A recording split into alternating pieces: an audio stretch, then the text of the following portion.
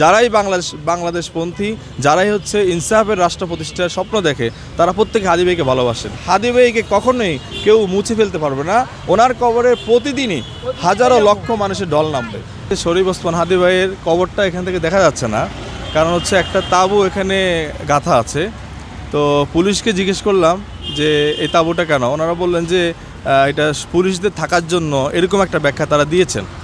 তো এটা আসলে মেনে নেওয়া খুবই কঠিন আমাদের জন্য, বিশেষ করে যারা দূর থেকে আসছেন। আমরা যারা আসছি ওনার কবর জিয়ারত করার জন্য, আমরা যদি একটু দেখতে পেতাম কবরটা, তাহলে আমাদের জন্য খুব ভালো লাগতো। কারণ হাদী ভাই শুধু উনি একজন ব্যক্তি না, উনি পুরো বাংলাদেশের মানুষের অন্তরে উনি গেঁথে আছেন। কারণ উনি একটা ইনসাফের পক্ষে কথা বলেছেন, ইনসাফের রাষ্ট্রের স্বপ্ন দেখেছেন, আধিপত্যবাদ বিরোধী বাংলাদেশ গড়ার স্বপ্ন দেখেছেন। সুতরাং যারাই বাংলাদেশপন্থী, যারাই হচ্ছে ইনসাফের রাষ্ট্র প্রতিষ্ঠার স্বপ্ন দেখে, তারা প্রত্যেকে হাদী ভাইকে ভালোবাসেন। আমি অনুরোধ করব যে অতি সত্বর এই তাঁবুটাকে যেন সরানো হয়।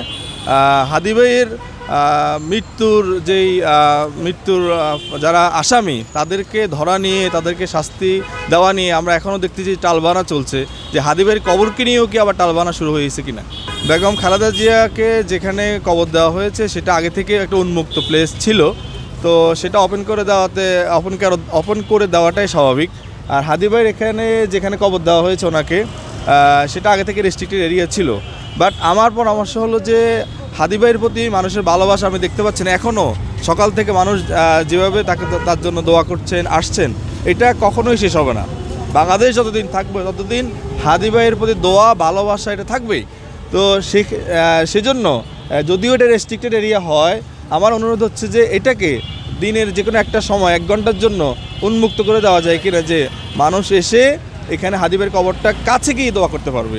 এতে করে যে যারা হাদী ভাইকে বাংলাদেশ থেকে মুছে দিতে চেয়েছিল, তারা আবার পরাজিত হবে এবং মানুষের দল আবারও নামবে, যদি দিনের একটা সময় উন্মুক্ত করে দেওয়া হয়।